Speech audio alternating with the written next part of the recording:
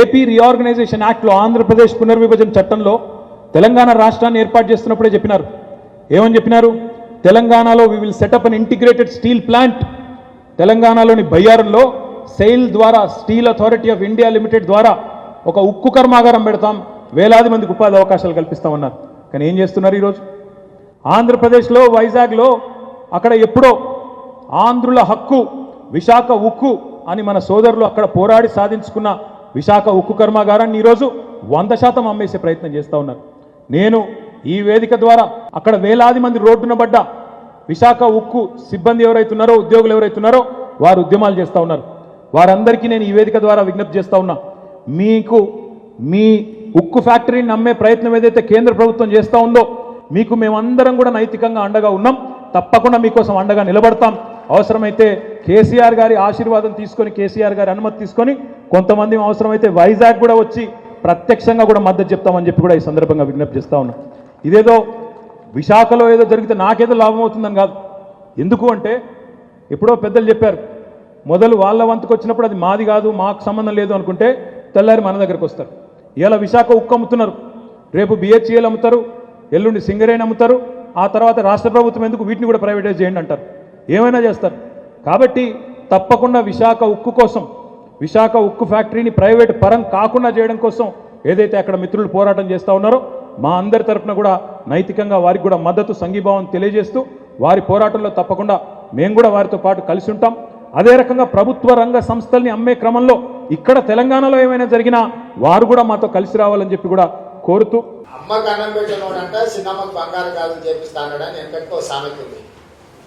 నేను గత 10 రోజుల నుంచి 2014 పునర్విభజన చట్టంలో పొందుపరిచిన బయ్యారం ఉక్కు పరిశ్రమ, కాజీపేట రైల్వే కోచ్ ఫ్యాక్టరీ, గిరిజన యూనివర్సిటీ, ఎయిమ్స్, 4000 మెగావాట్ల ఎన్టీపీసీ ద్వారా పవర్ ప్రాజెక్ట్స్, వీటన్నిటి కోసం జంతర్ మంతర్ దగ్గర ఉద్యమం చేద్దాం, దీక్ష చేద్దాం రానికి ఇచ్చిన రాలే.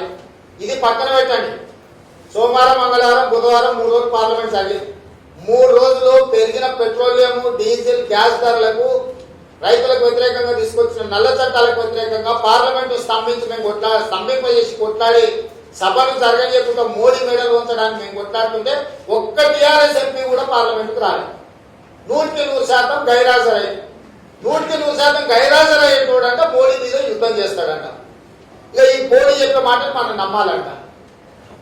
ఇవన్నీ కూడా ఈ శాసనమండలి ఎన్నికలలో ఆంధ్ర ప్రాంతానికి సంబంధించిన వాళ్ళు ఇక్కడ ఎవరైతే పట్టభద్రులు ఉందో వాళ్ళని మభ్యపెట్టడానికి ఓట్ల కోసం కేటీఆర్ ఆడుతున్న నాటకము. ఏది రేపు పొద్దున బొమ్మను విసుద్దాం. ఈ 14 తారీఖు ఓట్లున్నాయి. ఇంతకంటే ముందనే వైజాగ్ వైరామణుడి కేటీఆర్ను అట్లా అమరావతి పిలిచారు కదా, అమరావతి కూడా వైరామణుడి. అంటే ఈడ ఎరగబెట్టాల్సింది ఎరగబెట్టకుండా ఈయన ఆడపోయి అరికి సున్నం వేసి సాంపిసాలి ముగ్గులు వేస్తాడు అక్కడ పోయి వాళ్ళ ముందర.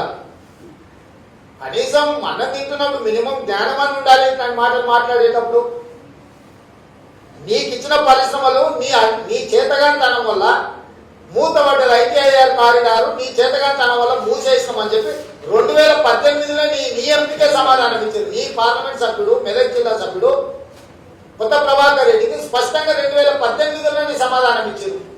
2018 నుంచి 2021 వరకు ఇంట్లో వండుకొని ఇయ్యాలనేసి పెడకొబ్బలు పెడుతుడు.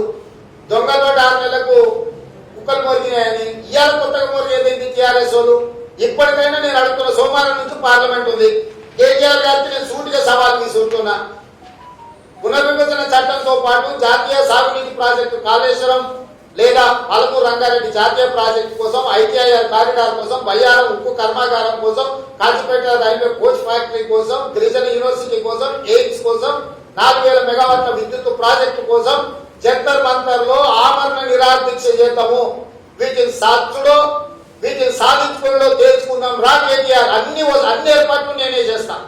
కానీ నువ్వు చేతులు ఊపుకుంటారా వచ్చాడు కూర్చొని అందరినీ అక్కడ మొత్తం వ్యవస్థలు కాంగ్రెస్ పార్టీ ఏర్పాటు చేస్తుంది.